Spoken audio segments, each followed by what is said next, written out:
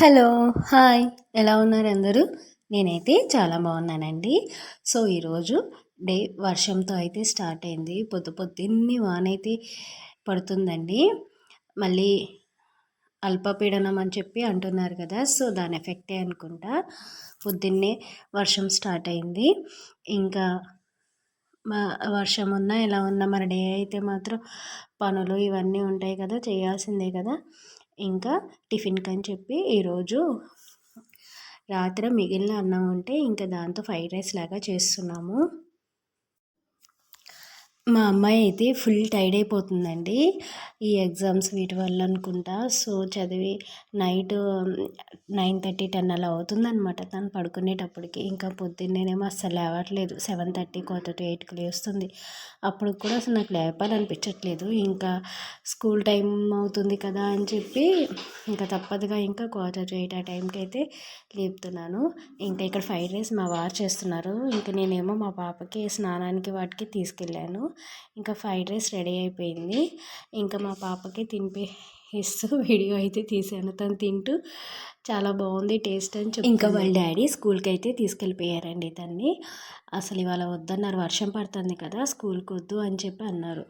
ఇది ఎలాగో పడేలాగా లేదు, ఒక 10-10:30 అప్పటి వరకు పడుతుంది అంతే. సరే తీసుకువెళ్ళండి, ఇంట్లో ఉన్న అల్లరి చేయడమే కదా, మళ్ళీ ఆ వానలో అలా తిరుగుద్ది, జలుబు చేస్తుంది అంటేను ఇంకా వాళ్ళ డాడీ అస్సలు ఒప్పుకోలేదు, వద్దంటే వద్దన్నారు. ఫైనల్గా అయితే ఇంకా స్కూల్కి తీసుకెళ్ళారనమాట. మళ్ళీ రేపటి నుంచి వీళ్ళకి క్వార్టర్లీ ఎగ్జామ్స్ అయితే స్టార్ట్ అవుతాయి అన్నమాట. సో, స్కూల్లో ఉంటే వాళ్ళే ఏదో ఒకటి చదివిస్తారు, ఇంట్లో ఉన్న మన మాట వినరు, ప్లస్ మనల్ని విసిగిచ్చేస్తూ ఉంటారు. అందుకని చెప్పి ఇంకా నేనైతే స్కూల్కి పంపించేశాను. మధ్యాహ్నం లంచ్కి ఇంకా తోటకూర తీసుకొచ్చారు మా వారు. సో, తోటకూర ఫ్రై చేసి ఇంకో వైపేమో పప్పు దోసకాయ వండుకుందామని చెప్పి పప్పు దోసకాయ కుక్కర్లో అయితే పెట్టేశాము. తోటకూర అయితే చాలా బాగుందండి. అసలు ఫ్రెష్ ఆకుకూర అనమాట. వేయంగానే మగ్గిపోయింది. అసలు టేస్ట్ కూడా చాలా బాగుంది. ఇంకా మా పాపకి కర్రీ ఎక్కువ అయితే వేసి మంచిగా ఇలా మిక్స్ చేసేసి తనకి లంచ్ బాక్స్ పెట్టేసేసి లంచ్ బ్యాగ్ కూడా రెడీ చేసేసాను.